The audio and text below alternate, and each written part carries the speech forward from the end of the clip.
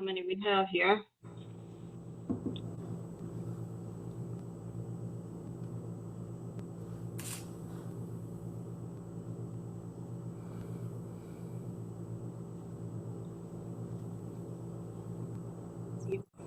Hi, Dale. This is Hey Bessie. there, Happy New Year.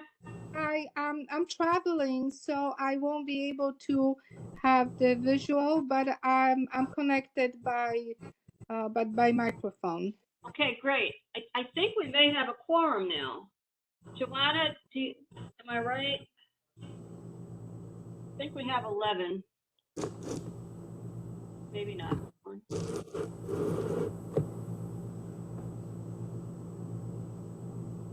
Yes, you have 11. Okay. So then, why don't we get started?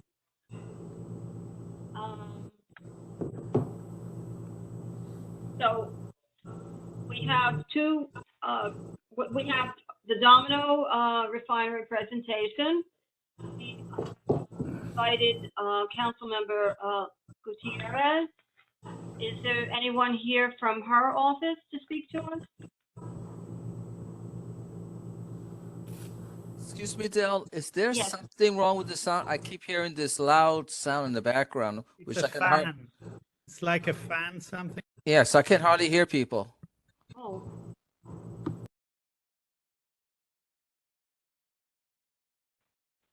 Joanna, do you know what it might be? Much better now. Oh, okay. So Joanna, do you know if anybody from Councilmember Gutierrez's office is here yet? I don't see anyone from her office. I am going to try to reach out. Yeah, that'll work well. You can't go in. Okay, and just a heads up to you, Steve, Katie Naplatarski, I think, was going to ask you if you want to give us some kind of a update on what your committee's doing with the storm surge situation. So, okay. Sure. All right, so why don't we get started on the Domino presentation? Great, thank you all for Do we need to call the roll first, Del? Oh, you're right. You're right. I don't have I can't do it, so if you could do it. I can do it. I think I can do it. I can do it. So.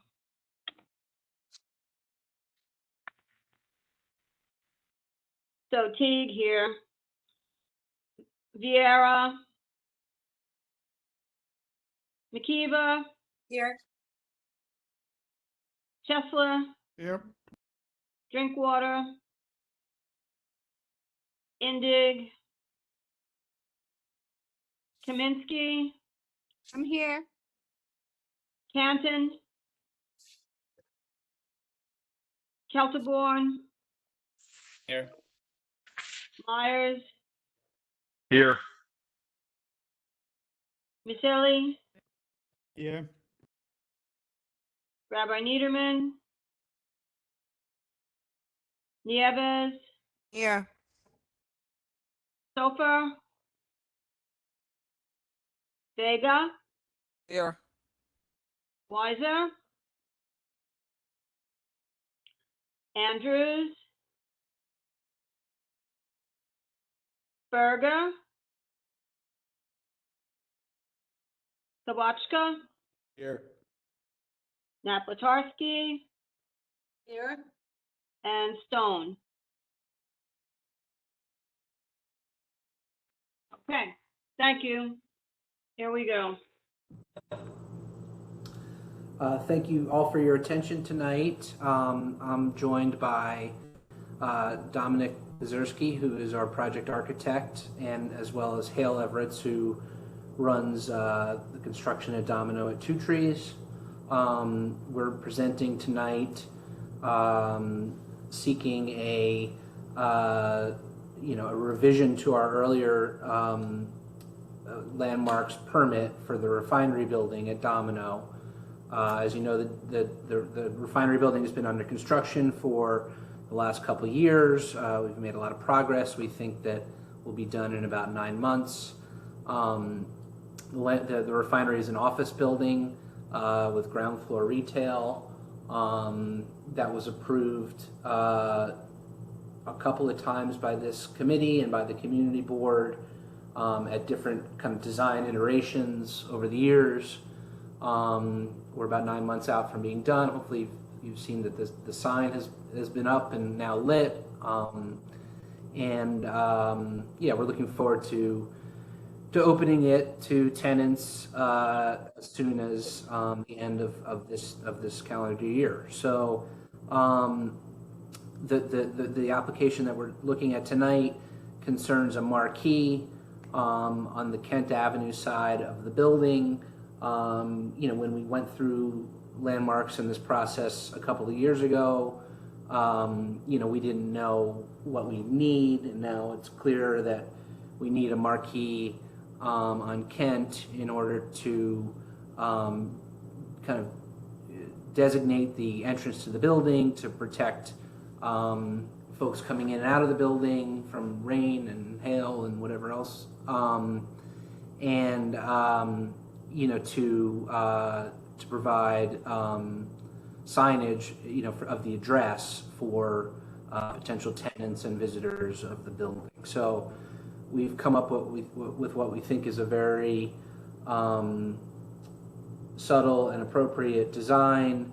Dominic here is going to give a short presentation, and then we're open to questions and comments and take any questions about the project that you all may have. So thanks for your attention. Again, I'll turn it over to Dominic. Thank you very much, David. So thank you, all of you, for your time today, to the board, and it gives me great pleasure to show you where we are with the design of the canopy. Does everybody hear me well? Yes. Yes. Great. Okay. So as David said, we were looking at the marquee on Kent Avenue.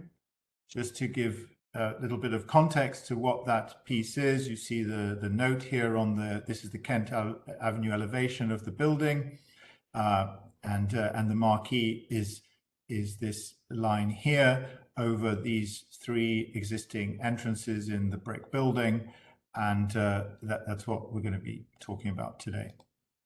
So zooming in further into that drawing, you can see the extent of the canopy, the existing brick wall, and an idea about signage in terms of scale of letters on that piece. So now looking at the same drawing but in 3D rendering, one thing that we want to celebrate with this building is the brick detailing. So the idea is to actually float this canopy away from the brick. So you can see there's a little bit of light here where the shadow is cast, so that the canopy is minimally engaged with the building.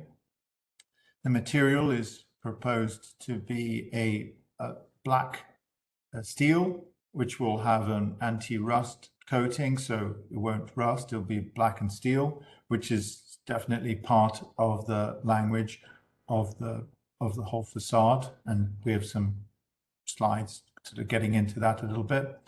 And then the other thing that we're proposing, which is quite common, is changing out the concrete sidewalk for granite pavers, which would then go into the building as well. So now looking north, seeing again the detailing of the brick, and then the canopy with a little bit of minimal lighting, lighting the brick wall. You can see the scale of the signage here with a person in the image as well. So in plan, so the length of the canopy is 60 feet overall, and this is a plan view looking at the top face of the steel plate. So these vertical lines here are welded fins that give the plate structure, and they're held back a little bit from the edge in order to express the thinness of the steel plate. And then these spaces here that are X'd out, they're X'd out because that's actually open. So that's that detail I was saying where we're pulling the steel away from the brick in order to interfere with the brick as little as possible. And the projection of the canopy is 8 feet from the face of the brick wall. So now going down to the next level, looking at the sidewalk and this idea of replacing the standard concrete sidewalk with granite pavers that will match the coefficient of friction of the concrete as well, and in this neutral gray tone. And then moving the plane up, now looking down onto the top of the canopy again. So now you see this gap between the structural supports. You're looking down at the floor below. So that shows that that distance away. Going into a little bit more detail, in the section, we're showing the signage at the front, which will give the address, and then the steel plate is pitched back, and then we're collecting rainwater at this stop here, and then the rainwater is carried with drain pipes through the skin of the building, and then actually is going to be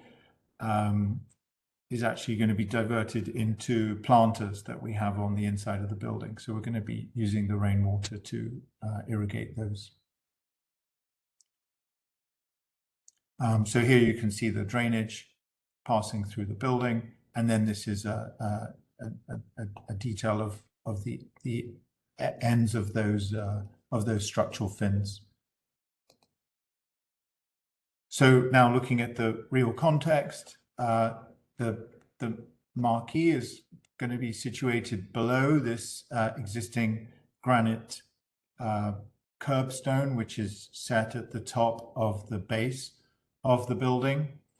So none of what we're doing is interfering with any of this corbelling. And at these entrances, which was very common, there is a existing steel plate embedded into the side of the arches, which was there to protect the brickwork as hand carts or trucks being going through these entrances. So that's where we feel like we're picking up on that steel detailing using the black steel. And then just to give a little bit of context, some other projects which I'm sure aware of, all of these in Dumbo. So the Empire Stores, like a black steel canopy working well off the brick, and then like similar black and steel detailing working with St. Anne's Warehouse also on Water Street. So that's it. Thank you. Any questions? This is Trina. I'm the chairperson for landmarks, but I'm going to ask Sante to ask the first questions because I know he's been looking very closely at it and has some issues. Oh, Trina, if you want me to be the one to go first, no problem. Sure. Yeah, hi everybody. Thank you for the presentation. Thank you for having this as a PDF because I kept still a lot of your presentation since I remember 2014. So I do have a couple of questions. I made few analysis, definitely relook also the St. Anne's warehouse and the other warehouse that you have mentioned. And then I don't know if the last meeting you said that there was not a canopy approved, but actually relooking at your drawing. Sorry, I didn't have this digitally, but we're looking at your drawing from a presentation was done in 2017, which it was actually about the modification at the top of the roof, but there were attached also some previously approved scheme from 2014. And actually then I remember from other older meeting that there was a canopy there, but it was just a smaller canopy. And so I believe roughly was about 24 feet and probably protruded out into the sidewalk, probably only about 6 feet. So I believe the one you have now and the original one, you only span between the three central arched opening, and now is spanning 60 feet in length, and is protruding out 8 feet. And then I relook at the depth of the sidewalk, and the sidewalk, unfortunately, for a building of this scale, is not that deep either. It's only 10 feet 9. And then St. Anne's Warehouse was actually, I have it here too, was one of your reference building, you know, in 2017 and 14. And this during construction. And then there is another one.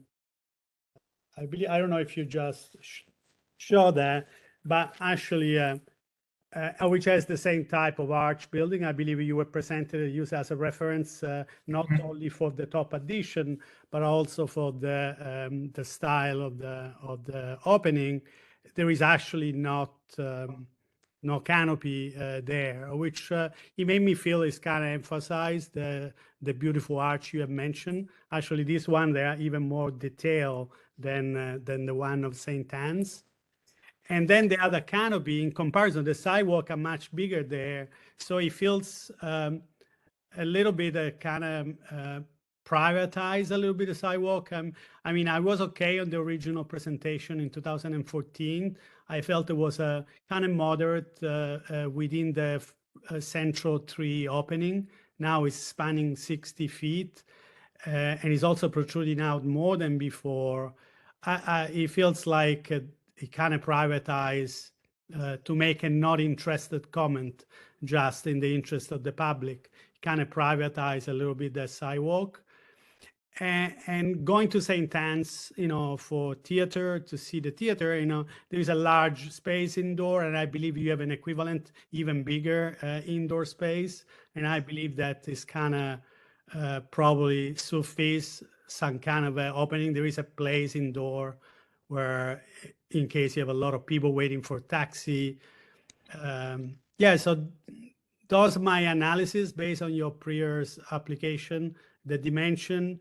Of course, I don't want to even enter in the detail how Landmark will feel about that, how much. I know it was your concern wanting to leave a space because you don't want to hide definitely those beautiful arch, which I believe you have done a very detailed restoration of that. You have focused enough on the pointing and everything.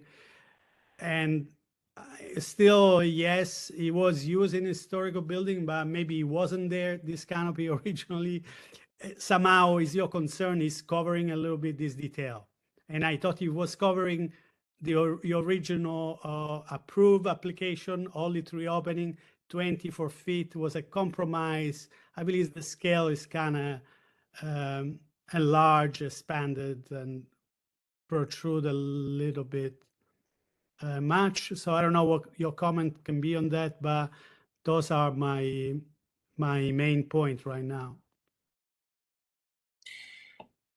With regards to the length, so the lobby actually spans these all the way through those 1, 2, 3, 4, 5 arches, the 3 larger arches and the 2 thinner arches, so that the lobby entrance is actually that wide.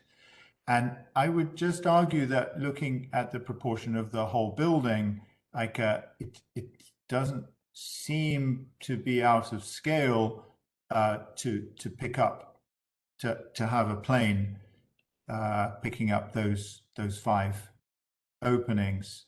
Still a lot of there's a lot of building to the left and right.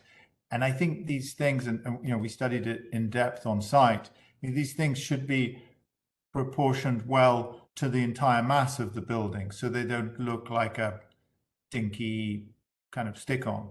And you know, and definitely this building is being rehabilitated in quite a bold way. So it seems to us to, you know, to not do something that might look like a pastiche of something old. And I don't know if there was a canopy there before. Who knows? But yeah, Dominic, if I may, just to piggyback on that a little bit, what's being held up on the screen by Sante, and thank you for your comments. That goes back to the original Beyer-Blinder Bell scheme, and that marquee was much more pronounced, much more of an object. If you go to the Empire Stores example on your last slide, it's boxier, it's more monolithic. And what we've tried to do here is really to slim it down, to make it more ephemeral and draw more of a connection to the metal plates and materials that were used to stitch the brick together or that you might find on the brick.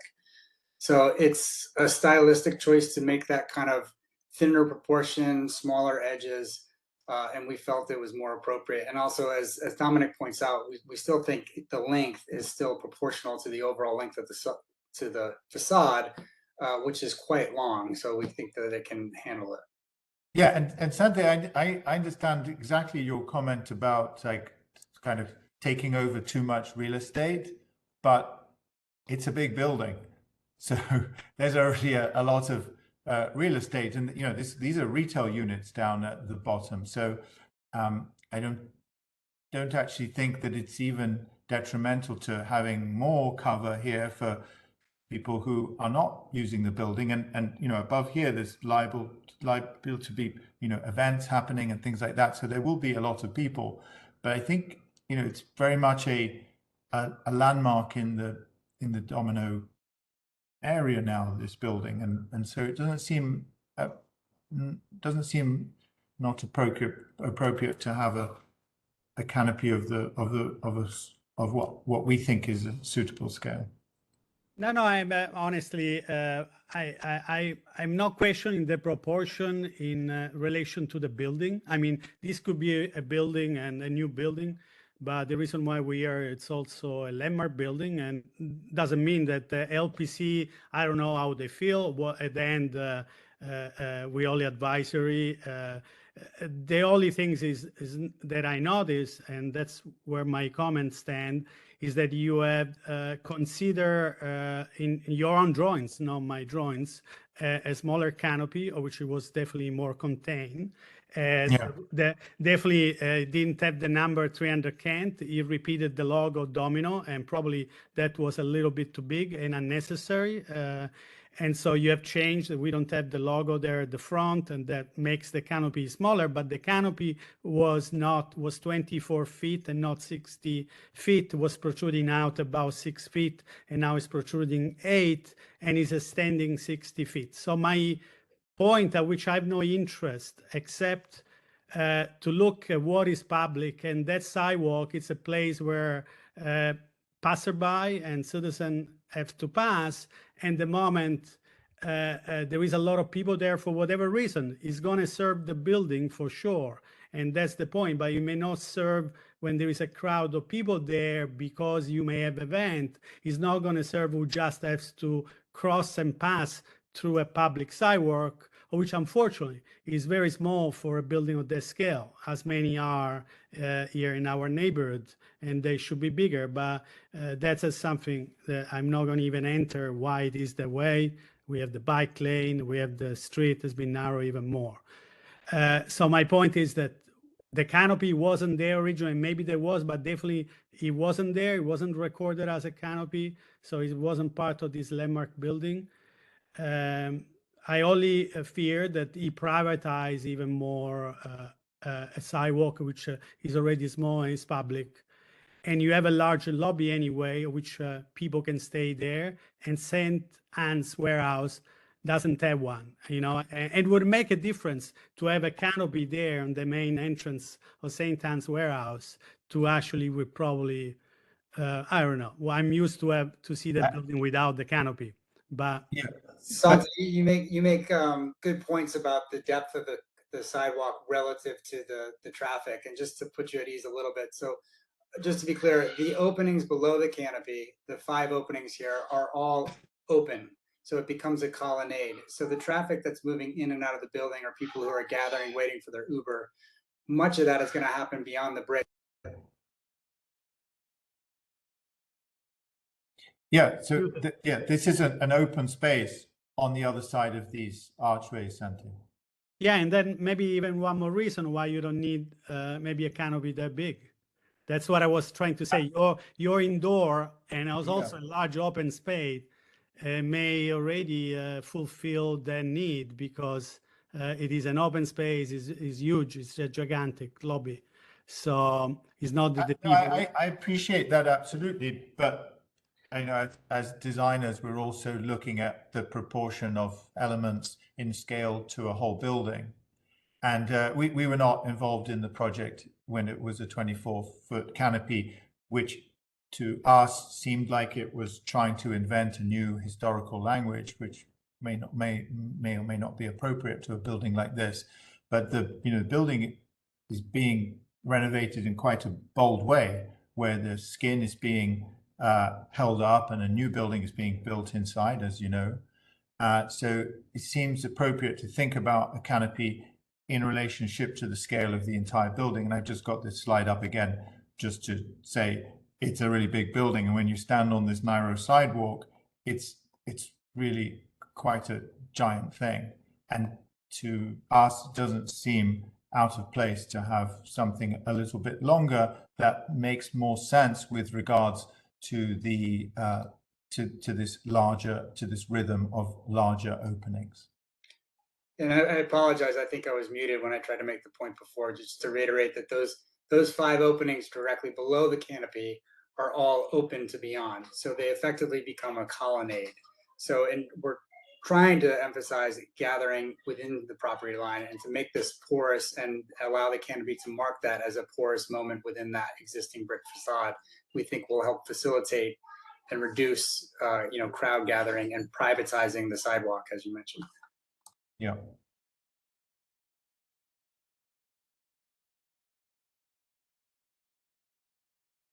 Well, Trina, that's all for now, but the word to you and to others.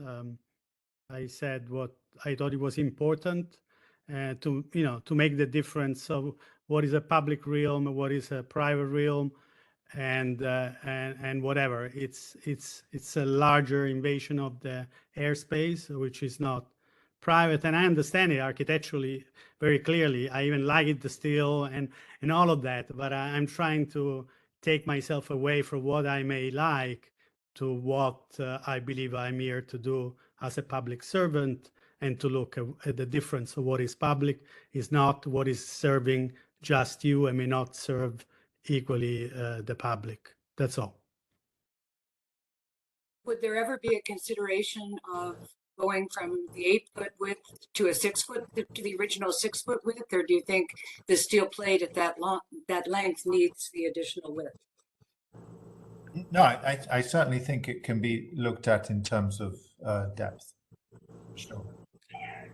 Yeah, I think it might diminish its effect a little bit. I think it becomes like a bit of a minor appendage versus what we're trying to achieve by kind of articulating an entry point. And just, I also think that, again, given the length of the facade, I think 60 feet of canopy over the full length of the facade, which is 200 plus feet, is really appropriately scaled, and that's the point that we're trying to make. Yeah, I mean, again, it's less than a third of the entire facade, a lot less than, and it's a very big building, and just putting on a little piece of steel.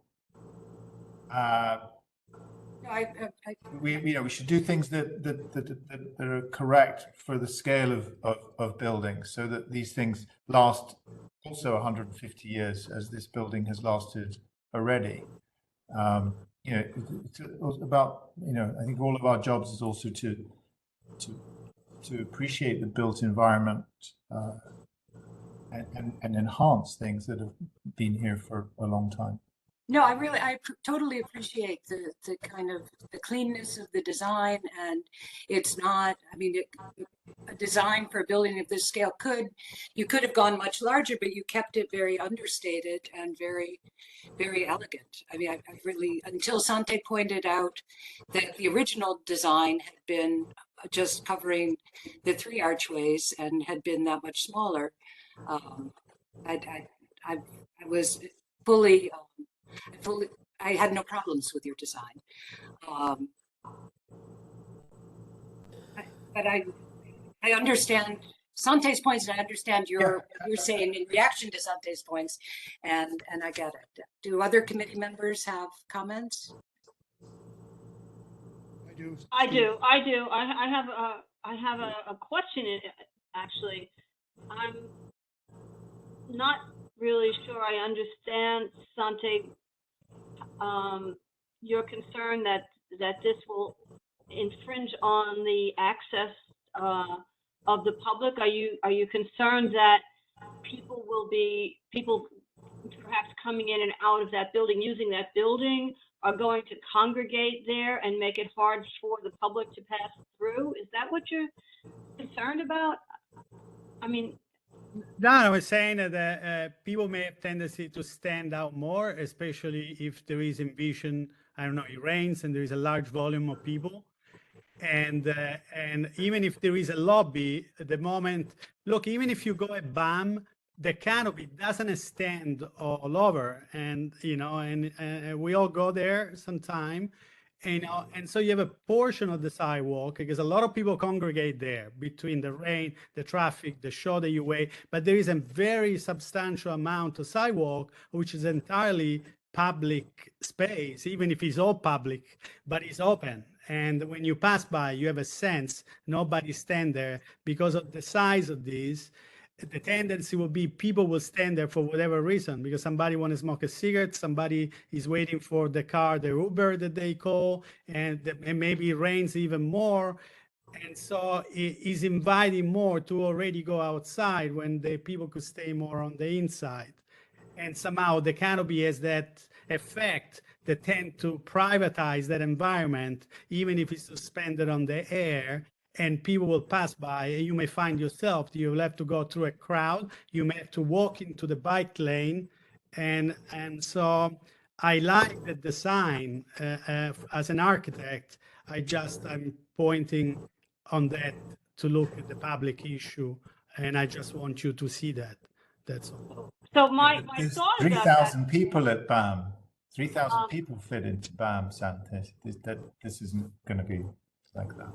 Well, my thought is that even if you just take 2 feet away, I don't know that that's meaningful in terms of allowing people to pass through. And on the other hand, it'll also give people more a bigger place to get out of the rain if need be. And that would, as far as I know, that would allow everybody and anyone who was over there to get, to get out of the rain, to get some protection. And also, I don't know if that concern is enough to then back off from the architectural advantage of the way the look is. You also, you seem to indicate that as an architect, you think this is actually a good design. And I'm thinking, if you make this canopy smaller, I don't know that it's really going to be as attractive as it could be. And I just don't know if the concern of, people gathering and then therefore people wanting to pass through the crowd, I'm not sure that that's so much an issue. I mean, frankly, in this neighborhood, every time there's an event with no canopies, the people are out there on the sidewalk, and you kind of have to, negotiate your way through. It also extends the doorways. It allows all the doorways to be seen as doorways and not just those under if the canopy. Yeah. Yeah, and I do want to point out that there aren't doors in these openings. The lobby is in line with the building, and the building is set back within this skin. Dominic, So I would this ask is you- kind of a colonnade, you know, and I mean, you know, colonnades in Europe are you know, designed for people to be a little bit inside, a little bit outside, on the sidewalk. I think there's an opportunity here once we think about retail stores being to the left and right of this canopy, is that actually this canopy is kind of helping make a sense of place. So if you're going to have your Uber drop you off, you drop off at a canopy that is appropriately sized to a very large building that should look elegant and should almost disappear. It shouldn't be a big flashy thing. It shouldn't be a fake old thing. It should be appropriate to the time that we live in. And you drop off your Uber there and you're going to go shopping to one of the stores there, even if you're going to go and visit the Domino Park, which this is surrounded by. So it's kind of, the whole thing is inside a big public space. So I'm not sure that I understand what you're saying, because I've seen lots of canopies all around the world, and I'm from probably the place that invented landmarks, London, where, you know, these discussions are very valid, because you have, you know, very strange medieval floor, you know, street plans. But, you know, this is I think like an attempt to actually make a sense of place. Dominic, would you mind going one more slide forward? Because I think it's important to show that the canopy, the length of the canopy is directly related to the openings in the facade. So those 5 openings are all open into a space before you get into the building. And so it's really encouraging a porous location for people to get into the building, which is still outdoors, because you go through the masonry and then the storefront is another 10 to 15 feet away from the masonry, because we have the separation between the new building and the old masonry building. So when you pass through those large gray, they're rendered as gray, those are masonry walls. At the moment you enter through there, you're in an outdoor vestibule that is 12 to 15 feet deep. So the canopy is really marking a location to encourage traffic to get off the sidewalk, where people can gather in that gap between the old and the new to have a smoke or go to a meeting or, you know, whatever. So I think it's really about marking space, as Dominic says, but also, you know, telling people where to enter into the space and make it more inviting, to make it more porous, and to make it feel less private. Steve, did you have a comment? Yes, thanks. Thanks for the presentation. Yeah, I mean, you pretty much answered the question. I also want to address the topic that has been kind of dominating the conversation, but did you attempt to, I mean, not necessarily reinvent the past, but say utilize more of a hanging canopy with braces, you know, slightly more industrial type of look from, you know, the day, versus, you know, this kind of streamlined modern style that you have? I think that goes back to the 2014 scheme by Beyer Blinder Bell, right? It was much more of a conventional scheme. It had a heavy eyebrow with the big domino sign, and a lot of tension rods going back to the building. And I'll let Dominic comment, but, you know, looking in that, one of the reasons we asked Dominic to take a fresher view at it is because we thought that was not consistent with the character of the original building. That was not something you would have found on the warehouse. So we were very pleased when Dominic developed a scheme that is slightly more ephemeral, slightly more streamlined, less of a statement, that lets the masonry in the building really maintain its role as the protagonist here, and the canopy becoming more of a minor statement or secondary to the overall, you know, the corbelling of the arches and all the detail that's Right. there. Yeah, okay. Makes sense. Makes sense. Yeah, what's fascinating about buildings, industrial buildings of this time period, it's kind of like a architecture without architects, which is probably the best architecture, because everything here was designed with a very acute understanding of the capabilities of brick. So all the brick here is load bearing. Each one of these arches is designed to do a job. the corbelling is there to. I think that's one reason why this building is still standing, even though the interior has been pulled away from it. The corbelling assists in all of those, in each of these arches, and just happens to be very beautiful. But it really wasn't anybody's intention to make it beautiful like this. It just does a really, really good job.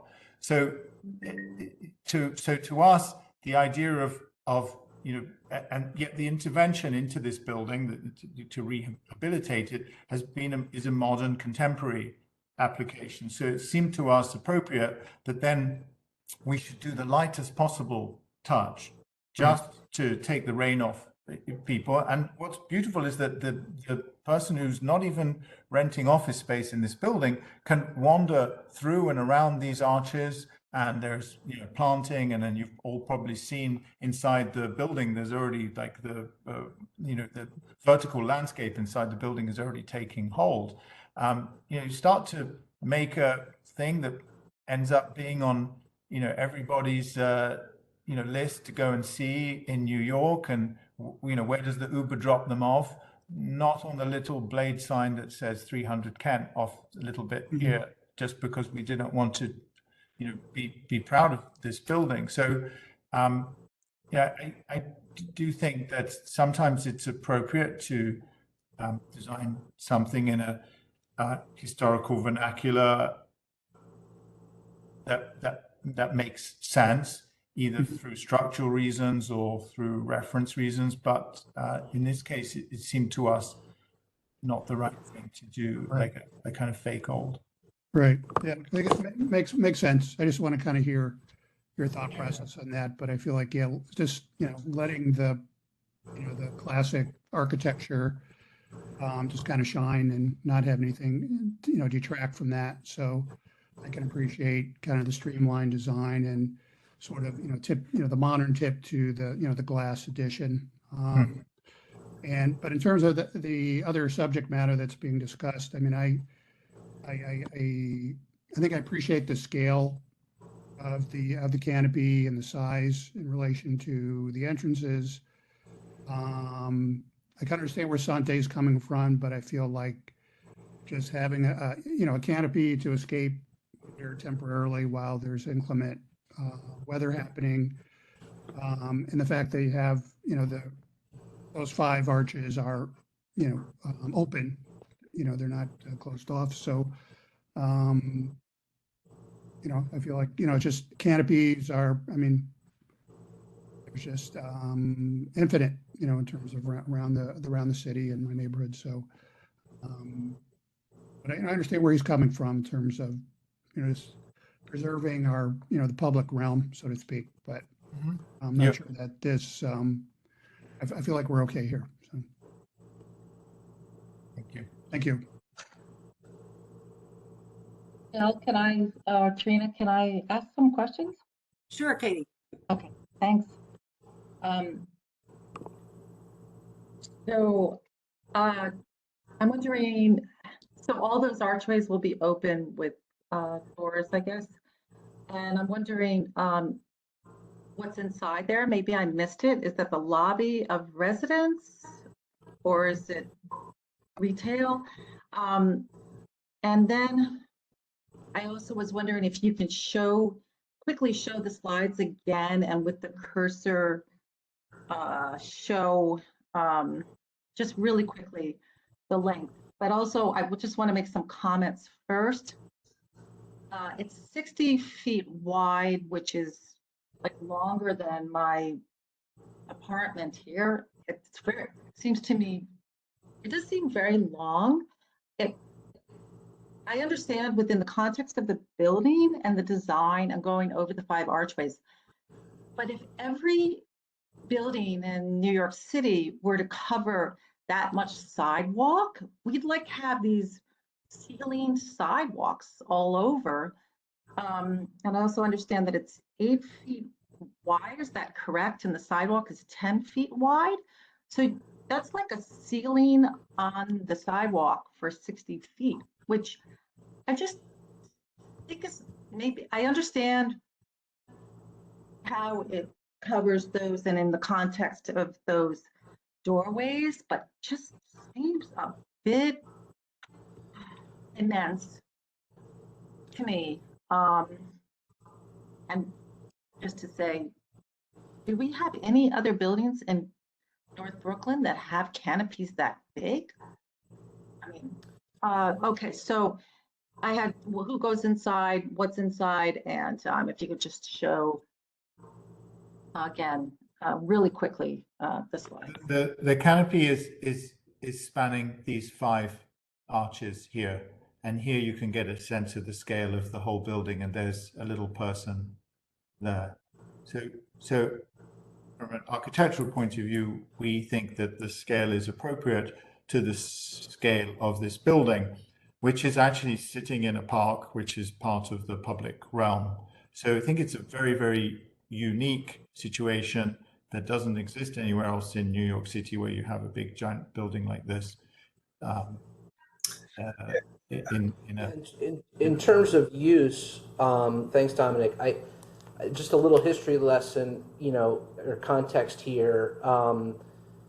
When we bought this building in 2012, the refinery was going to be a condominium. It was going to be a totally private space with apartments, not even affordable apartments. When we went through the land use review process in 2012 and 2013, we converted the building from residential to office with ground floor retail. In addition to, wanting the building to be more public, I think we could have a philosophical discussion about what's more public, office or residential. I think office is much more public. There are people going in and out of there all day. The ground floor retail certainly welcomes people. In addition, we're putting the permanent Domino Park bathrooms in the building as I think a gesture of, with bringing folks into the building as part of their visit to the park. This was all very intentional. When we subsequently updated the landmark plans, and I think that was 17 or 18, we thought more about making it public. We pulled the building core back from the landmark facade, creating a kind of porous, condition at the ground level all the way around the building. So I think in terms of this concept of privatization, I take a little bit of affront to that, because we've made, at every opportunity, tried to make the building more of a public asset. There will, in terms of the scale of the building, and I think this is what differentiates it from St. Anne's and to some extent BAM, there's 500,000 square feet of space here. That's going to be several thousand people a day who are coming and going out of this in and out of this building, in addition to whoever comes for the retail or to use the park bathrooms. This is going to, this was once and will be again a very busy building. It was busy when it was built. It was busy for 100 years. It'll be busy again, and we think that it'll really integrate well with the public and the public surroundings. But I guess I was going to note, this was once the tallest building in Brooklyn, and the biggest building in Brooklyn when it was built. So I think a 60-foot facade, marquee is appropriate given the scale of the building, both historically and in the future. Thank you, David. So as we were saying, correct? Did I get that? Is it 8 feet wide for a 10 feet sidewalk? Is that correct? yes, it's 8 feet deep and 12'8" high off the sidewalk. Okay, and just and it's important it's important to think about these numbers in the context of the building as a whole. Like I understand that. comparing it to one's own apartment, I think I would just say that seems like a difficult comparison to make. Are I all don't those have doors going to 12-foot-8 be, ceilings in my apartment either. are So, all those doors going to be open all yeah, the way? it's not a door, it's an opening. So think back to cities like Bologna that have arched porticos and people walk in that space or walk in the sidewalk in front. It's sort of that idea. Okay, so they're not enclosed So with there are glass. no doors there. Yeah, the doors are deeper in where the new glass facade of the new building that's inside this skin is. Okay, and I have one other question. Is there any place in New York City, many New York City blocks have got thousands of people within a building, tens of thousands of people within a building, huge buildings. Is there any place in New York City that has a canopy this large, as far as you know? And many that are much larger, many that are much larger, like corner of 42nd Street and 6th Avenue has a huge canopy. Yeah. Doesn't the Museum of Modern Art have a similar canopy, a steel plate that cantilevers off the front of the building and covers most of the sidewalk and over their entrance? Where's that, Trina? At MoMA, at the Museum of Modern Art. I'm pretty sure they've got a steel plate that comes out in their new building. I don't think it has the length, but I think it definitely covers as much sidewalk as this does. When it comes to length, I think one main in Dumbo is I don't know the total length of that, but it's got to be upwards of 50 to 60 feet long. I also think it's important to contextualize the square footage, because even though it's 8 feet deep, there's a 1 foot gap at the masonry wall, so it's 7 feet by 60 feet. It's roughly a little more than 400 square feet, which for deeper sidewalks, that's you might see that in a marquee. So I don't think that the size of it in itself is disproportionate to other marquees that you might see around the city. Trina, can I say something? This is Dell again. I just don't know if it's relevant whether there is another canopy that is this long in the city. If this we're dealing with this building and whether it is architecturally appropriate.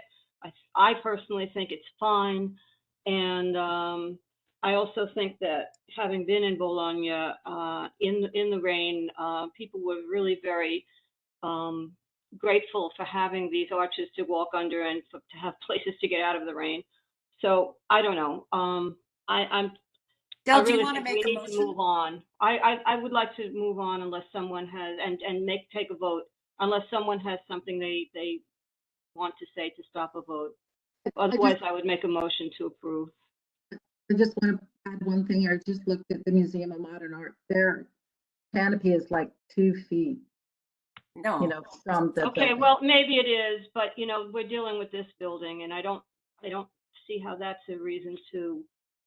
Del, do you want to make a motion and then we can Well, take? I made a motion. I make a motion. FYI, the two other committee members who've had their hands raised. Oh, okay. I make a motion to approve unless some of the other committee members have something vital to say. I was just gonna, I want to vote to approve also, but I was just gonna ask people to take a look at Chelsea Market, that has an awning that's like 80 or 90 feet and on a much smaller building. I think the scale of this thing is totally reasonable. I agree. I will second your motion. Can I make a brief comment? Sure. Yeah, I don't see this as privatization of the sidewalk. I see this as this canopy as a public amenity. It says, hey, come on in, get out of the rain, get out of the sun, use our public bathrooms. This is a public amenity. It's not a velvet rope or a fence or anything like that. It doesn't say go away. It says come on in. And I agree, Michael. Thank you. And as with regard to the proportions, it's like a fingernail sticking out of the building. This is not controversial here. Yeah, but this picture right here, is that what it would look like? The one we see right now? Or is that the original? That's what's being proposed right there. Because that's only over 3 archways. 1, 2, 3, 4, 5. It's the view it. Okay, because There's a motion on the floor. I know, I So, who made a seconded, motion. I'm sorry, who seconded the motion? Katie, for the record, Isaac Sofer, okay. Katie, for the record, there was no canopy originally. You said what's original. There was an original approval, if that's what you. that's what I'm saying. What you mean. So we have a vote? We have a vote, please? Excuse There's a me, I would motion. like, before there's a vote, I'd like to say something. Okay. I would like to, I think, I understand, I think Michael said it, doesn't seem like privatization. I just think it's important to note that this is it is about what else is in the rest of the city. It is about that, and it is about what could come down the line. And it's important not to have a ceiling above a sidewalk. I don't think it's necessary for it to be 8 feet wide. Why? But so, anyway, Katie, I think you've made your point. We have to move on. We have several other things. Councilmember Gutierrez is sitting here waiting, and I think everybody has made their point. And there's a motion on the floor, so please let us have a vote. Okay, Dell, I don't have the roll, so if you want to call it. I can do it.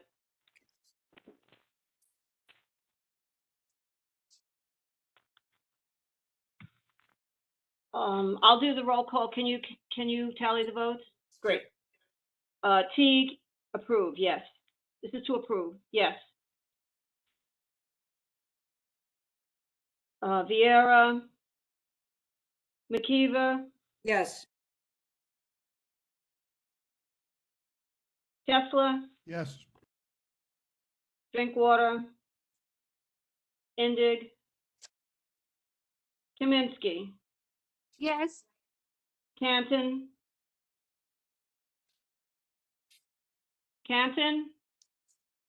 She's driving. She's not, she did email me to say, but I don't know if that can count, that she approved, but I don't know. She told you she approved? She said yes. Okay. Kelterborn, Yes. Mayers, Yes. Michelli, no. Rabbi Niederman,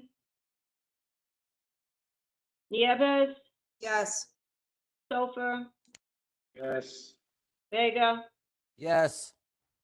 Weiser, Andrews, Berger, Yes, Sawachka, Berger, are you here? I am. Yes. Okay, good. Okay, thank you. Sawachka, Yes. Naplatarski, No. Stone. Okay, that's it. 1, 2, 3. 11 or no, 12 yeses and 2 nos. The motion passes. Passes. Okay, thank you. Thank you for the presentation. Thank you, everybody. Thank you very much for your time. Really appreciate it. Thank you. All right, so, Councilmember Gutierrez, we really appreciate your coming tonight. We did invite you to come to discuss your thoughts on the land use policy and the work that you've been doing, and perhaps how we can join with you and support you. Of course. And thank you so much for inviting me. I hope you can hear me. I apologize. I'm making my way back from a wake, and I was hoping that I would make it home in time to make it to my laptop. But I will be in a few minutes, but I'm happy to get started.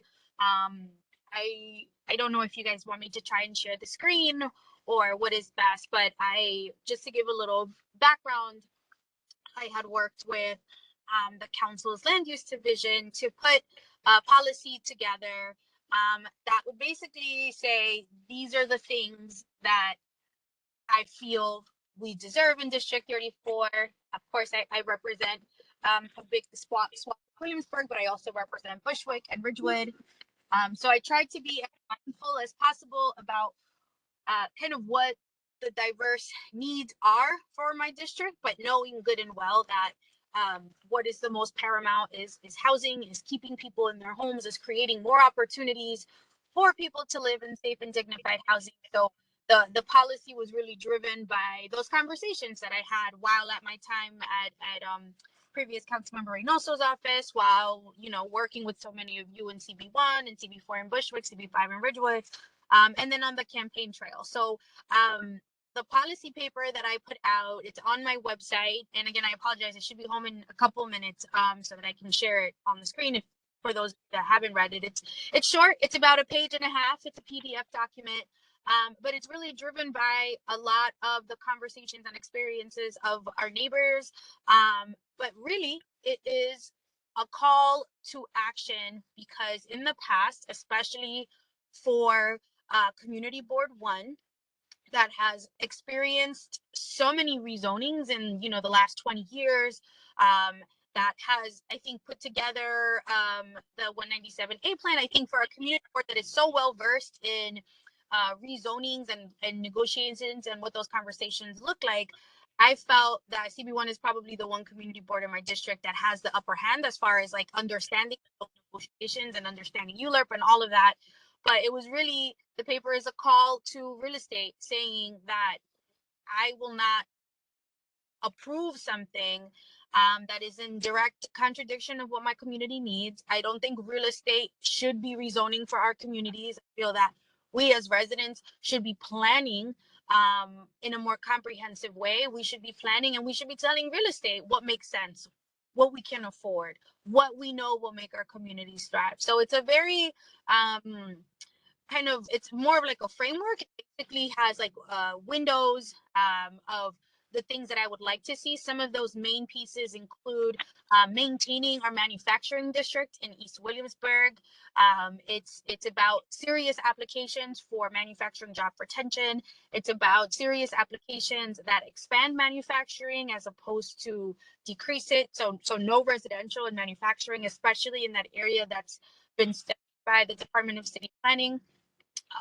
It's also a reality check on what affordability looks like. In the paper, I say, I want to explore affordability. I want to make sure that we are not selling ourselves short in what our community needs. CB1 hasn't seen a really big affordable housing project since Domino. And so I don't want real estate to exploit that. So it really defines kind of what are the AMIs that make sense. 50% or lower. We want to prioritize our neighbors that are in desperate need of affordability.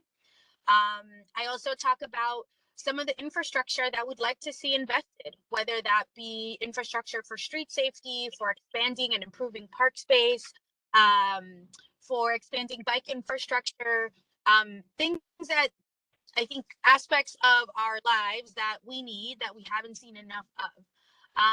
And then lastly, the idea is that we want to be able to, as a community, really, I want to be flexible. So the idea is that I've put this together based on census tracts, based on AMIs, based on the experiences of my neighbors. My district, if I get reelected, will be a little different in the next year. So I want to remain flexible. But the idea is that we are putting something together, or me as a member, I'm putting something out there before real estate, before an application comes to me. So they know if you meet me here, I'm willing to sit down at the table. Here being affordability, being long-term manufacturing use, here being investments into infrastructure. These are the things that I want to see before we even begin the process. And I think a really big piece is that I'm also asking for them to do significant outreach and conversation to not just the community board, not just Community Board 1, but nonprofits and schools well before they certify. I think if they are being responsible, should be utilizing the feedback that they get from CB1, from nonprofits, from different stakeholders to build their application, as opposed to the reverse, where they come to the community board with something, we have concessions, and the community board and members are really unhappy with what they put out. So again, in a minute, I'll be able to put it in the chat if I can't do it right now. But it's about a page and a half on the website. It's on my landing page. And again, I would just ask you all to, of course, go through it at your leisure. If you have any questions, I'm here to answer them, or you can certainly email them. But also considering that I had to create something that really represented my entire district. So I tried to find a medium. I would love to at some point get something that's a little bit more specific to CB1, specific to, you know, parts of Williamsburg, the south side, East Williamsburg. But you know, for now, I was able to kind of work with the council land use staff to put something together that really says, like, you know, I'm open to the conversation around development, but it has to meet these benchmarks. So that's pretty much it. I want to be able to put it in the chat if I can, but does anyone have any questions just based on what I shared so far? Well, I would like to, this is Del Teague, I'd like to thank you, and I'll be so bold as to speak for the community board, and anyone can certainly correct me if you think I'm misspeaking, but I think you have beautifully summarized the essential struggles that CB1 has had, that we've been fighting against. And I think the idea of what is truly affordable is something I personally have been screaming about for a long time, and really I think we all have. So I would like to say that I would like to be able to say that we can have a dialogue. I would like to have a dialogue. I will offer you an invitation, open invitation, anytime for you or your representatives to come to the land use committee, because I can speak for my committee, and to talk to us, and maybe we can see really how we can support you, because this, I mean, you've just really put it, you know, in a nutshell, just the struggles that we've had, and it's heartbreaking, really. And thank you. I'm really happy that you're here to fight for this. Oh, of course. Thank you, Del. Thank you for reviewing it. You know, I reference CB1 a lot. I pay homage to the members and residents that have been a part of multiple rezonings. I mean, in my memory, I can only go back as far as 2005, right? But I know that the relationship that CB1 and Northbrook and have had has often been contentious, and has often been at I think at the there's been a very big and unfair and unequitable power dynamic between, you know, whatever administration is at City Hall versus CB1, because those values have never been aligned, unfortunately. And I think, you know, we've had members that have really fought the good fight, but it's been an uphill battle. And something that I wanted to do was say, we're going to start from day one saying these are the things that we absolutely do not want to see, do not even bother putting it in application if it doesn't meet this. Del, to your point and to your invitation, I would love to continue the conversation, work with you all more on what are those like very granular needs that you all feel need to be represented. That way I can elevate it. And this is, you know, I didn't put, I purposely put this out without any speculation, without any developer reaching out to me. I wanted to put this out before anything, right? And so we're at a really good opportunity to continue to build that out. But I will say that once we put it out, my team put it out, other members started doing the same. The speaker very recently, just as early as about 3 weeks ago, put out her own land use policy, for which she, you know, she said that they use a lot of what we had put together in our piece. So to me, that sends a really strong message about how those power dynamics are changing. And that's really important. And I think for Williamsburg and Greenpoint that have experienced, I'll say it, trauma as well when it comes to their relationships, when it comes to rezonings, unfortunately, and overdevelopment.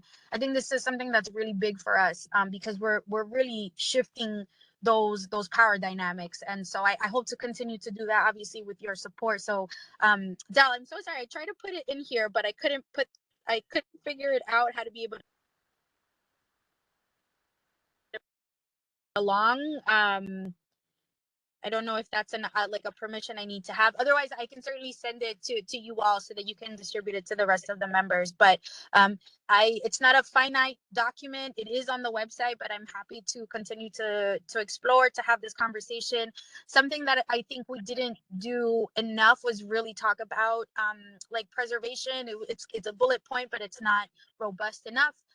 So obviously this is a committee to do it in, but I think that there's a lot of opportunity. And again, I think I'm really encouraged by other colleagues of mine putting something out very similar, by the speaker even doing that. I think it really speaks volume to the momentum that we have as a city as far as like comp planning. We have a borough president who's very supportive for comprehensive planning, excuse me. So I think this is a really good opportunity, and I would love to have your support, obviously, but to continue to make it just more meaningful and representative of North Brooklyn. So I welcome that. If I am able to figure out the chat portion, I'll also put my email in there, and my senior advisor's email, so you can send any questions or comments or suggestions. I'm all ears. So Joanna, can you help the council member to get the information to us? It's just it will show up on the screen of her phone to share. It doesn't need a permission. I don't. Okay, I'm so sorry, guys. I am the tech chair. I'm very embarrassed that I can't figure this out. I'm so sorry. Joanna, I apologize. Is it right on your website that I could just look it up? It is, yeah. So it's on the council website. If you look for District 34 Me, it's on the right hand side. It says District 34 Land Use Policy. I apologize for giving you more work, Julie. Oh, it's okay. I'm gonna look it up. Hopefully, I'll be able to share it. Even if you just send it out as, you know, to the board members and the committee members. Well, absolutely. Right. Joanna, I think you can do that, right? Yes, of course. Yes, I can do it. Great. So thank you. Thank you, Councilmember. Now I see Steve has a question. Great. Steve? I'm mute. I can't hear you, Steve. I'm mute, Steve. I missed the button. Sorry about that. Hey, well. Thank you, council member. It's really refreshing, energizing, to hear about this initiative. I just find, just dealing with these land use applications to be frustrating in that, we get a lot of, maybe call spot zonings. We're sort of backed in a corner, like this is all we, either we give them like they're 75 market, 25 affordable, or we get nothing. And meanwhile, I just remember I was in the neighborhood during the 2005 rezoning, and the commitment the city made to the district was 33% of new housing units would be affordable. And city planning published a report in 2019, and we're only at 15%. So I just figure out if there's a tool or a way that we can, drastic, really improve upon that number. Because we look with the current formula and it's very difficult to do that. But yeah, thank you again. No, Steve, thank you. That's a really good question. And I, just want to thank you for being so activated and remaining activated on this topic. I do remember attending DCP's presentation in 2019 about the rezoning and kind of like the realities of what DCP documents versus what we on the ground know to be true, right? I remember them saying, there was an uptick in Black and Latino families on the waterfront, and it all felt very, very like a good amount of gaslighting happening. And so a big intention of this paper was to also really call out DCP. They don't do planning. They don't care about planning. And that's why communities should be doing it. And we should really be putting that together. So the tools are very minimal, but it really is something that I think the council can drive. We have to work with DCP to drive any tool home. But they don't exist. And if they exist, they aren't enforced well enough. And you all know this, right? We see apartments and we see buildings that have taken advantage of subsidies that are sitting empty. And that's not what we want. We're in a housing crisis. We have, 500,000 New Yorkers in shelters. We have, the reality is that we need to put people in these homes. And the level of enforcement from agencies is not urgent enough. I think something that we were trying to or are trying to legislate at the council is kind of monitoring, creating something that is more enforceable as far as when these agreements are made, when these negotiations are made, when commitments are made by a developer, how quickly and how often, and what does accountability look like, I think is going to be key. Right now, those tools don't really live with DCP or HPD right now. It's something that we do have to work on. But in short, Steve, I think the crisis alone is a tool, right? If they're only at, what did you say, 13% of the 33% that they're supposed to 15, 15, yep. 15, like this crisis is a tool enough to tell them they're not doing their job, to find them, to really hold them accountable. But it's something that we're looking into, because it's obviously we're not moving fast enough, and both the city and the state with their subsidies don't talk to one another, and so developers have figured out those loopholes, and we just have to create systems that will beat them to the next loophole. But it is something that we're looking into at the council, to create tools that are just enforceable and real, and that they feel real to these developers. Thank you. Let's see, who else? William? Oh, thank you. Thank you, Delden. Hi, Jen. Good to see you. Hey, Will, good to see you. This is a little bit not totally land use, but this is the issue. A lot of my neighbors here in Jackson Street who are renters have to move out. Some of them you have met when we clean up efforts at Cooper's Park or on the street, because the rents are doubled and triple. And then some of these houses, we're allowed most of the houses that have maintained their tenants, being like we have in our house, but we keep on being aggressively approached by developers. And then only recently I found out that my neighbor to my left or right across the street, the same developers are trying to have us sell our property so they can knock down the houses. Because right here, they'll knock out two or two-story houses so they can build 8 stories. Right. So what's basically, are those are the folks we're talking about that don't have housing? People are going to move into our privilege. So it doesn't address the housing crisis we're having. And then we're losing good neighbors that are part of the community, but the people that are coming into our community that are here for a year and two could care less. Because when you pay, for a 1-bedroom, $4,000, it's only a stop here, and then you move on to someplace else. So that's what's happening on Jackson Street, Witters, Frost, and we lost a lot of good neighbors. They just can't afford living here anymore. Thank you. Yeah, I agree. Myself included. I'm a renter. I've always been a renter, and it is really frustrating. Something that I've seen in other parts of the city have been what are called like cease and desist zones, where they really disallow from that harassment to occur. I know it happens a lot. It happens the most in like 2-3 family homes. And Will, I think you're absolutely right. And like what that speculation means, right? They're talking to you, they're talking to your 2 neighbors. That's why the policy on comprehensive planning is key, because all of those 2-3 family homes remain vulnerable when this market is completely unchecked. In certain instances, because I am the member and because the community board weighs in, we'll be able to kind of push back. But we really are very vulnerable if we are not moving comprehensive planning along. And this policy paper is really representative of really calling that to action, and really representative of what we'll support here. But I hear you, Will. It's really frustrating.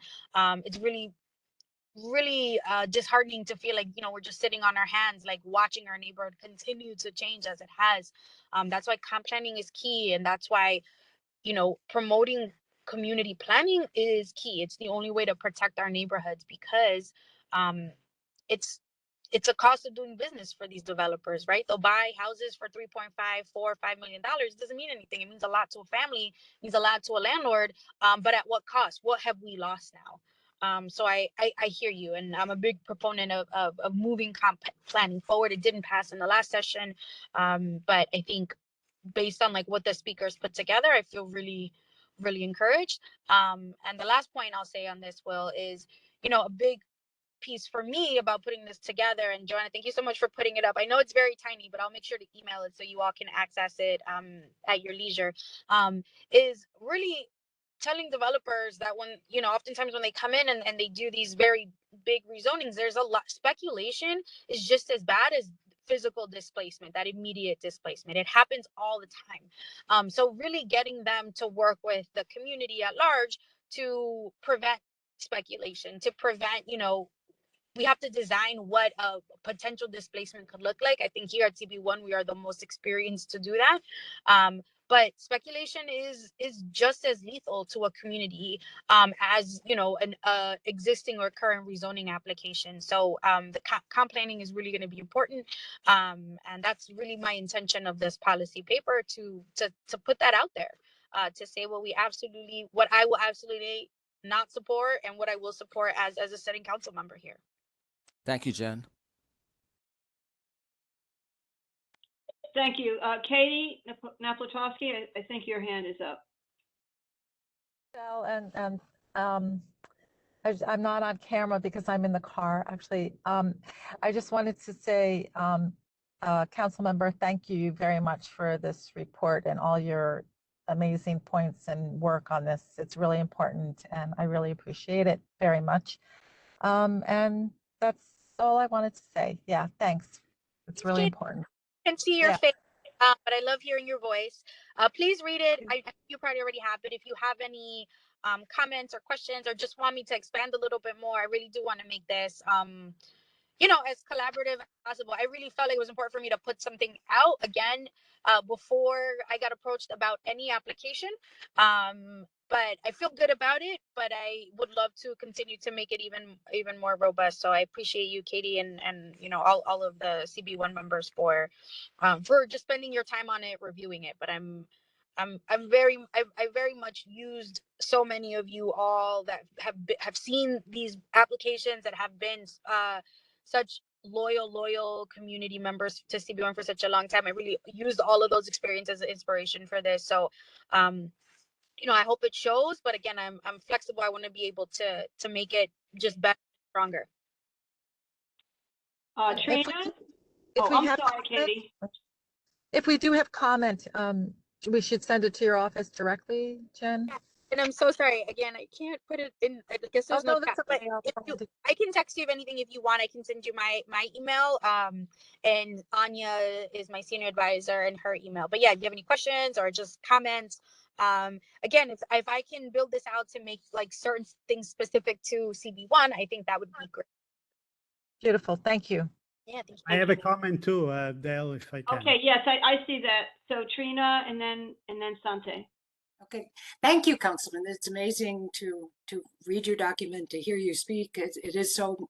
I feel like it's very much in line with what our committee's been trying to do in kind of a catch can kind of way. And it would be amazing to participate in the planning process. And I guess my question to you is, what can we do other than react to the different issues that are brought before us? Is there a way that we can enact, or I guess participate in some sort of planning so that we could be more proactive and not as reactive?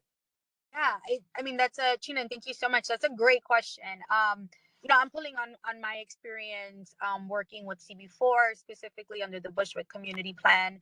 And CB1 has a ton of experience with this, like I said, working on your own 197A plan. But I think having your own document like this to hold us, right, both me and Lincoln as your council members accountable, I think is really valuable.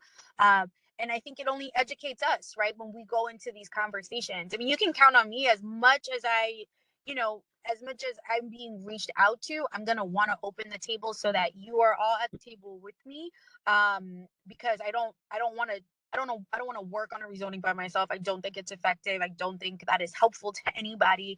But I think if there's something that CB1 currently has, I think us working on it together and promoting it together, I think sends a really strong message Are there other community boards that have a plan? The only one that I know of, and this is just in my like tiny experience, is Bushwick, is CB4. Their plan is called the Bushwick community plan, BCP. It was a long labor of love. It was not a quick thing. It took about 6 years. And they worked with their council members at the time and some agencies of the admin. And I'm not saying that it needs to be as robust, right? It could look a little bit like this. It could be a framework, but I think it's something that if you do put it, and I can share it with you once I figure this out. But can look it up too. It's probably on your website. Oh yeah, the Bushwick Community Plan, you'll see it. But I think it's something that it's like a guide. Like imagine, for example, Councilmember Resser and I like being approached about an application, and we're going in there with like, this is what CB1 wants, this is what I want, and like I think that is so empowering, and it really, like I said at the top of the call, really shifts that power dynamic that we just didn't have before, right? To your point, we were always kind of prompted for a response, and by then it was oftentimes too late, and then by then it was oftentimes we already had different players kind of making decisions for us. So I would encourage, if CB1 doesn't have a planning document like this, to potentially work on something. And it doesn't have to be, right away. It doesn't have to be something that's so comprehensive, right? It could be something that you're just focusing on housing and preservation, for example, if those are the areas that you feel the most passionate about. But I think having We've talked about creating a matrix, some sort of a document that we can follow based on our experience, and it's something maybe we should try. I mean, the matrix would be wonderful. Councilmember Richardson Jordan in Harlem actually, I think, collaboratively kind of worked on when she was working on a rezoning that ended up being tabled. But Trina, we have the unique advantage in Brooklyn to be represented by Antonio, who cares deeply about comprehensive planning, who just had a whole workshop, I think, about it the week before the new year. So I think let's keep talking. But I think if there's a level of support that CB1 needs in putting it together, I think his team could be very, very helpful. And I can't see why they would not want to support every single community board in Brooklyn putting that together. But I think if that's like the direction we want to go in, I want to be helpful. So I'm happy to connect with them and see how they can support. But I think that's powerful. Like at least I felt really powerful putting it out there, because I felt like it's an amazing document. It's great. Thank you. You just feel like, okay, now you know what's up. Don't come to me and act brand new, because this is where we're at, right? And we just want to make sure that we're staying current. But I think it could be really, really empowering. And so if you're interested, I can reach out to the Borough President's office and just see how we can start that conversation. It's something that he really cares about. So we have a very unique opportunity, because it's something that he worked on as a member that he really cares about. And I can't see why they wouldn't want to support all of the Brooklyn community boards in doing something similar. Thank you. Please do that. Thank you. Yeah, I'm happy to do that. I'll put that on my to-do list. Dante? Yeah, Council Member, thank you very much for the presentation, for your words. So definitely, I see things there, and I'm reading right now, retail space that serves a community need. That touch actually a very hot spot on me. I've been doing a lot of work with community, and I spoke all the time extensively about retail diversity, how much we are losing retail diversity.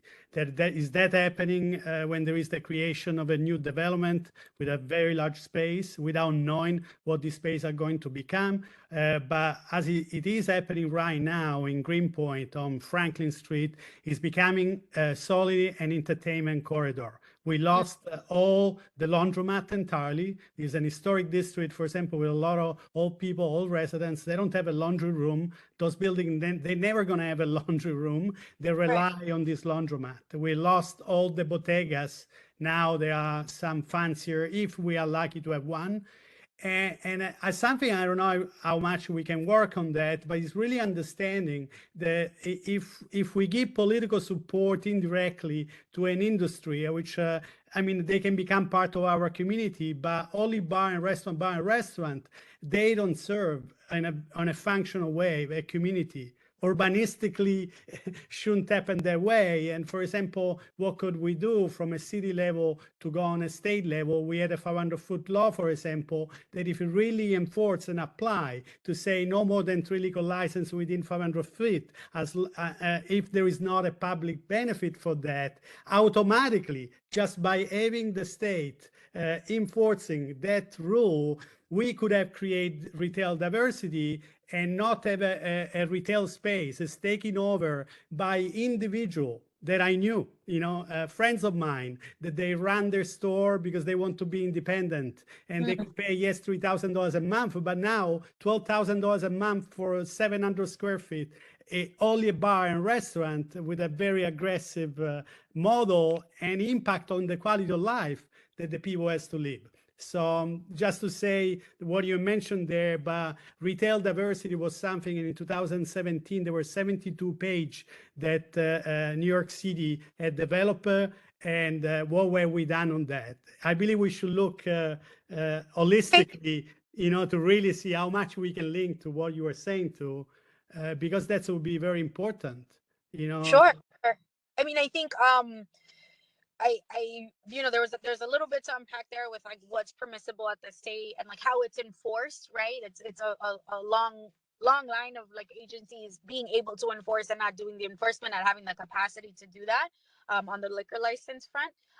But what I meant in this document about retail diversity is there's no requirement of what kind of a business, or oftentimes like when we talk about community facility space, there's no specifics. And so what we see in other parts of the city and maybe even in CB1 is we'll see in rezonings these retail spaces will sit empty for months, for years, right? And I understand that there are challenges.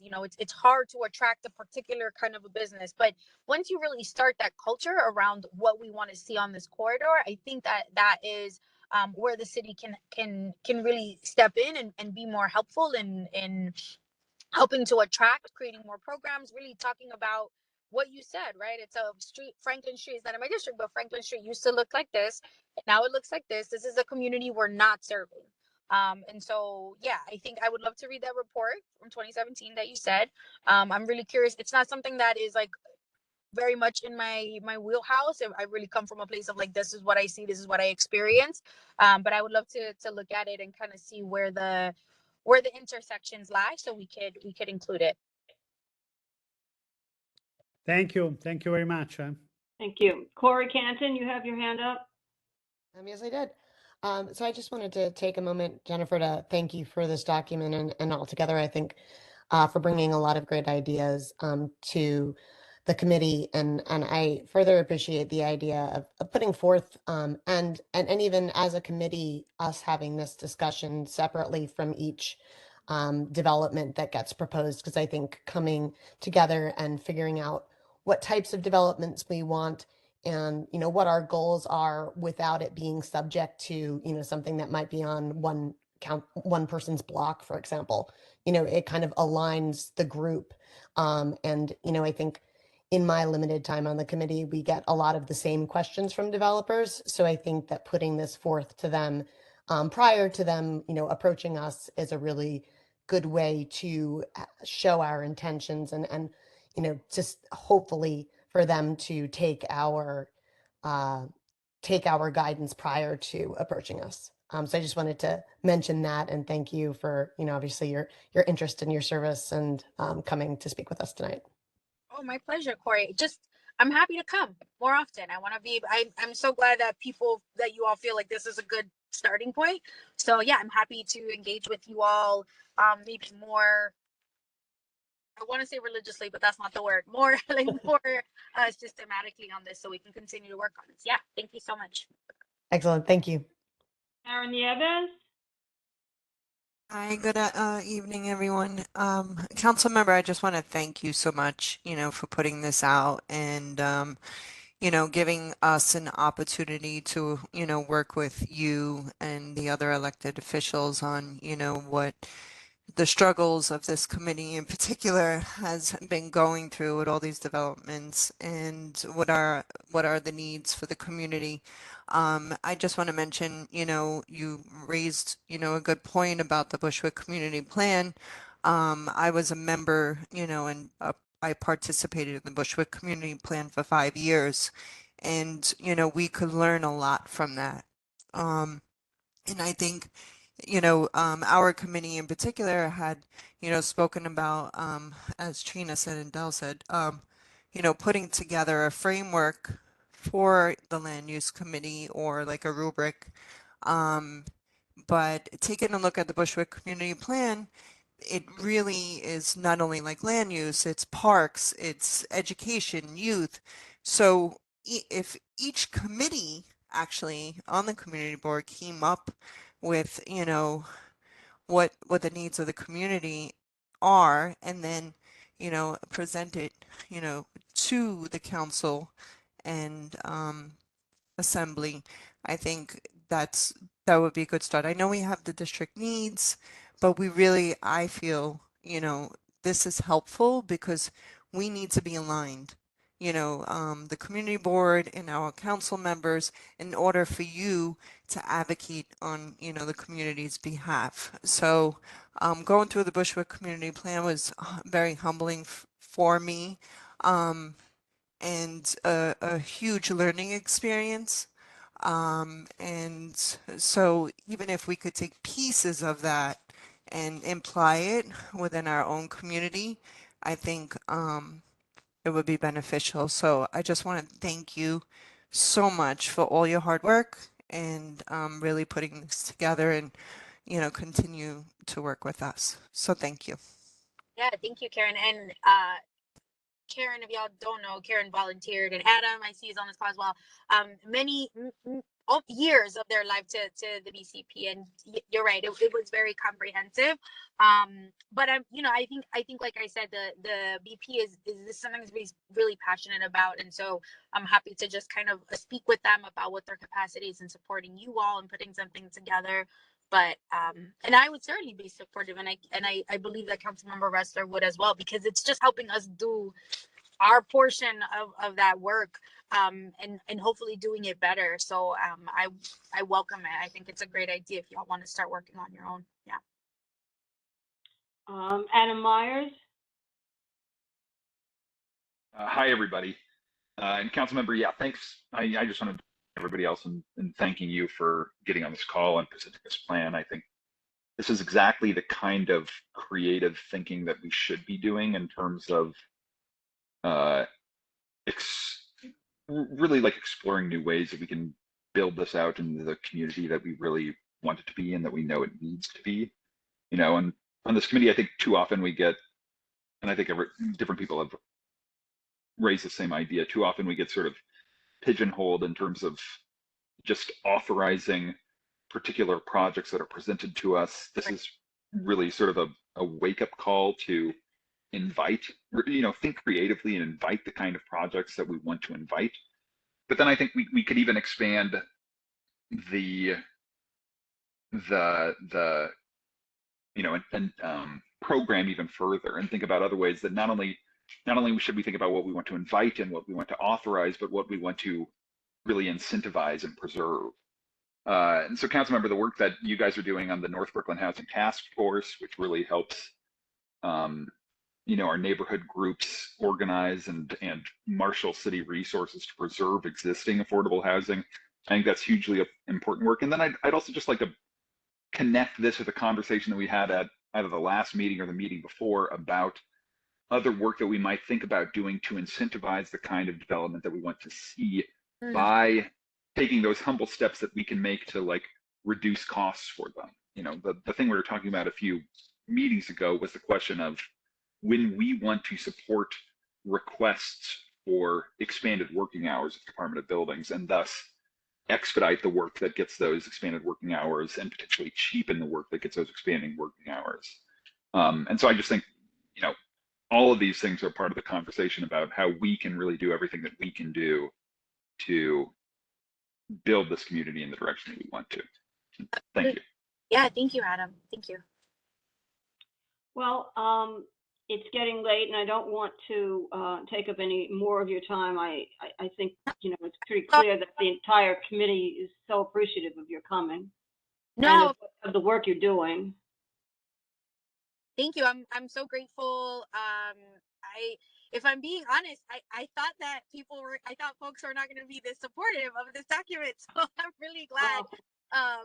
Just because it's like, it's not, it's a page and a half. I want to build it out, but I'm so grateful that I was invited, Del. Thank you so much. And Trina, thank you for inviting me. I'm happy to come back. And like I said, if we can kind of create some regularity about this particular topic, I think I want to support you all in putting something together. But if for some, I just want to let you know, I have not been approached about any rezoning application in my portion of CB1 yet. And so again, this was just me being preemptive. And so I want to bring you all to the table. You all as a community board have a role to play, and I do as well, but I feel like there should be a better marriage. And so I want to be a part of making that happen. And yes, I'm open to suggestions, and I'm happy to come back. We can brainstorm a little bit more about how we want this to look, and maybe we can successfully bring in Borough President Reynoso into the conversation. That would be like a really great next step for me to work on with you all. But thank you. I'm so sorry that I didn't get to, that I'm still in my car. I apologize, but thank you all for being flexible. Happy New Year. It's still January 3rd. We can still say that, right? Happy New Year. Yes, Happy New Year. Absolutely. Feliz Yes. año. And thank you all so much. So is it okay? I hop off now? Yes. Yes. Okay. Sorry. Thank you all so much. Thank you. Have a wonderful evening, y'all. Adios. Bye-bye. God bless. Bye-bye. Amen. Happy New Year. Amen. Happy New Year. So I would suggest, and Karen, since you've actually worked on the Bushwick Community Plan, I think you'd be a great resource. And what I would suggest is that we all take a look at the Bushwick Plan, and then put a discussion of that on our agenda for our next committee meeting, if that's okay with everybody. Del, I just want to okay with say, you, Karen. Del, this is William. I just want to say that over New Year's Eve, I was thinking about what is our legacy? You know, this term of being a community board, and I was looking at all our good colleagues who have left. You know, a lot of institutional knowledge. So right here, this group of people is so diverse and professional. It's just a wonderful opportunity for us to actually leave a legacy. And as Karen brought up, we'll take the lead, but the other committees, I mean, we have Steve here for environmental, Yes. Paul sits on parks. I mean, I think this is, and Corey, I think we have a wonderful legacy to leave behind. That's my thoughts. Thank you. Yes, and I will add to that. My feeling is, and I hope I'm not just being overly optimistic, my feeling is that among our electeds, it's the first time in many years that I feel like we may have a solid, supportive group of electeds who would support us in this. So I think this is a really good time to move ahead on this. I have a question for Adam. Is the North Brooklyn Housing Task Force, is that something that could get, we should be aware of as the committee? Is that? So the North Brooklyn Housing Task Force is a sort of a loose coalition that was originally organized mostly by Antonio Reynoso's office when he was council member.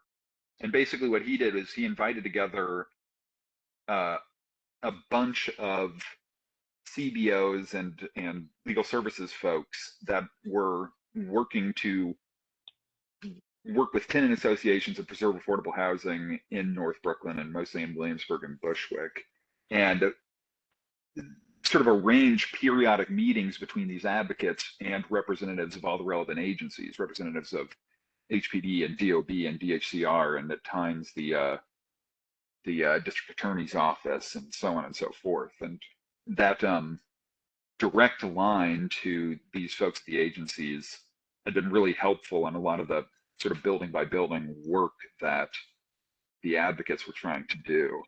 So that's more housing and less land use. It's not. Correct. This committee or something. That's right.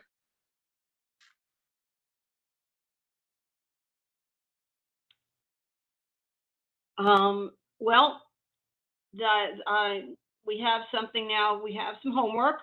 And Karen Nieves, you're still with us? Yes, you're still here? I'm still here. Okay. Do you want me to send? I could email. I can't put it in the chat. I have no chat. but I could email the Bushwick Community Plan document and for everyone to review. That would be amazing. That would be great. Thank you. Thank you, Karen. And I do want to point out that, you know, the Bushwick Community Plan was actually guided by the city, by DCP and all the agencies. So this will be a little bit different for us. But at least you could see the framework and what the recommendations came out of it. So it's something really to look over and, you know, get some ideas from as well. Thank Karen, did CB4, do they have a 197A plan, and did that inform or influence the community plan? No.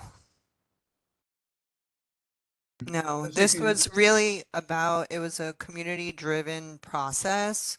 It was because of, you know, the transition, you know, just like what happened with us, of the community. And it was really about wanting to preserve the character of the community, preserve and retain, grow jobs, and really get additional services, much needed open space, and, you know, youth services, environmental, everything. So, it was really community driven, but unfortunately the city had their own goals on affordable housing and didn't align with our with the Bushwick Community Plan. But the community board CB4 basically took the pieces of the plan to the each committees and extracted some things that they felt that they were able to still move forward separately and advocate for on behalf of the community, since the plan, you know, didn't go through because we weren't aligned with the city. Does that answer? Yeah, thank Yes. you. Well, we can still look at it and we can still discuss it and then come up with a, you know, with some suggestions, and then present it to the community board, and then keep moving forward here. I think the time is ripe. So,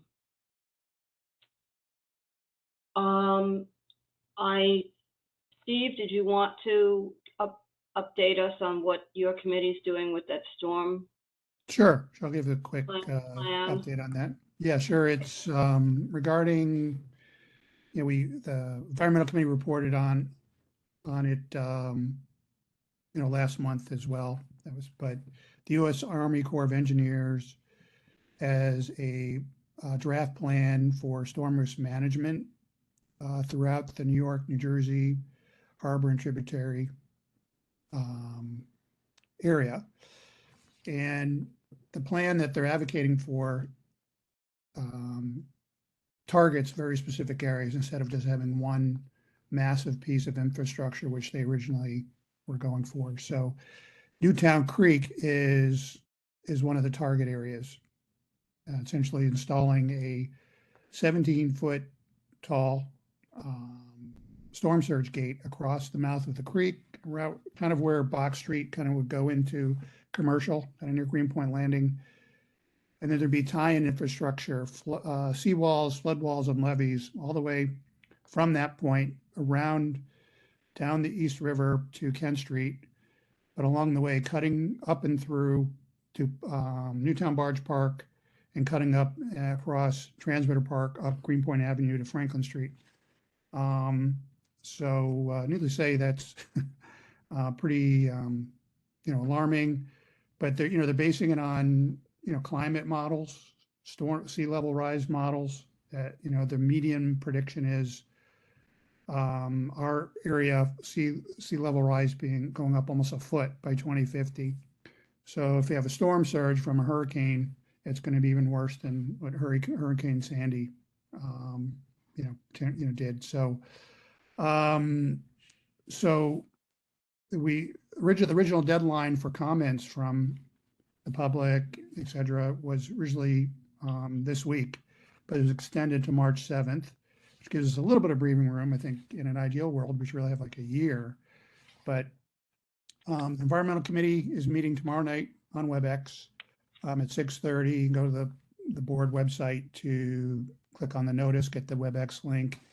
And there's some other links to the Army Corps of Engineers project site. And there's some story maps which give a much more accessible overview of the project.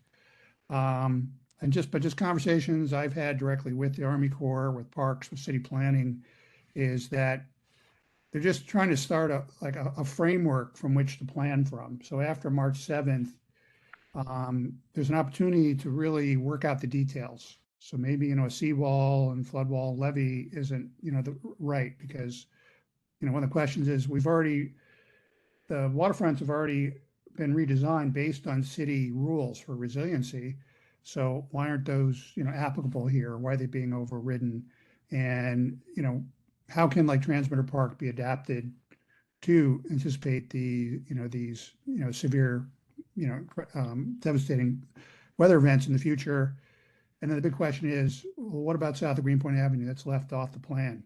And we know how that, Bushwick Inlet and McCarran and near, like around Flushing Avenue, kind of from Wallabout Channel and the Navy Yard, what do we do about them? So we're going to have a discussion tomorrow night. We'll have a brief summary. Newtown Creek Alliance is going to offer a little bit of guidance, and then we're just going to open it up to get community input, questions, concerns that we can condense into a response that will get board approval next month. But in terms of, moving into the land use aspect is how is it will affect, things that we were granted during the 2005 rezoning, like, Transmitter Park wasn't part of that, but it was kind of configured, but, an upgraded, revised Newtown Barge Park and the waterfront access areas was something, that was included in the plan. Yes, it's enhancing these big developments, but it gives waterfront access to everyone that, I know people told me stories, how they used to have to climb over a fence to get to the waterfront. That was kind of dangerous, and now they have access, but now you might have a 17-foot wall in front of you, that'll block it off, and just feel like maybe we can do better than that. But so that's where it kind of affects, I don't know if it really affects land use just somewhat in that regard, but in terms of housing, do you want to live near, this? Though the plan's supposed to eliminate the flooding of Newtown Creek, which is so unbelievably polluted, but it's maybe creating and ignoring the flooding, downriver, so upriver, whichever, so that's kind of it in a nutshell. Yeah, it's just, climate change. It obviously arrived here, a while ago, but it's really, in terms of having to deal with it, is right upon us, to affect our future generations, for our children and grandchildren. What kind of, how do we want to leave our neighborhood and our district? So, those are, some really make some tough choices. We have the polluted creek, overflowing, and then we have what, our parks, our waterfront access, and then what about the buildings and homes that were built, or exist near the water? So, yeah. So that's sort of the 5-minute abridged version of what we're dealing with. Thanks, Steve. So obviously your meeting is open to anyone who wants to attend. Yeah, I highly recommend, especially, send out ask Joanna to send out a reminder tomorrow, but I encourage people from other committees like Sante, he attended last month and had some really great insight, and others from just from the board, to bring in your perspective from, what your background is, or what's, what you focus on. That would be very helpful, because it is an environmental issue, but it affects all the different facets of life, in the neighborhood. So, Steve, I've invited I will attend again tomorrow, Steve, and I have more insight. So great, looking forward to it. And I've invited a landscape architect and another person who's an architect, but dealing with the waterfront development. So hopefully they show up. That's great. Yeah, I think, you know, one plan that what I'm going to put out there is beyond March 7th is what community engagement will look like.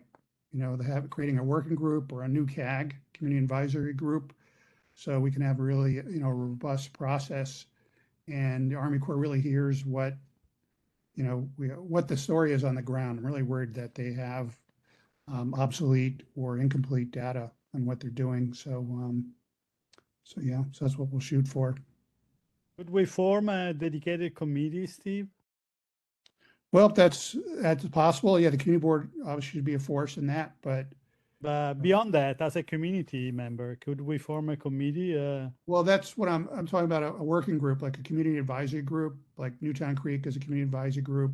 The community across the river, East River Park, they had a community advisory group of the city to develop that plan over there, which, you know, they're building walls along that shoreline.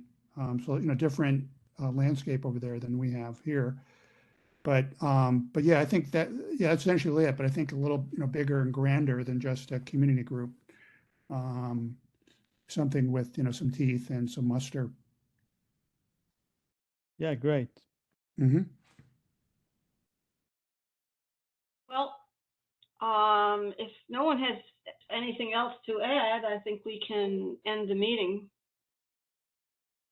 So, all right, thanks everyone for attending. This is a good start to the year, and again, you know, Happy New Year to everybody. Happy New Year. Happy New Year. And Happy Dale, I New sent Year. you the document to send to the committee. Thank you. Thank you, Karen. Thanks, everyone. Good night, everyone. Good night, everybody. Have a good one. You too.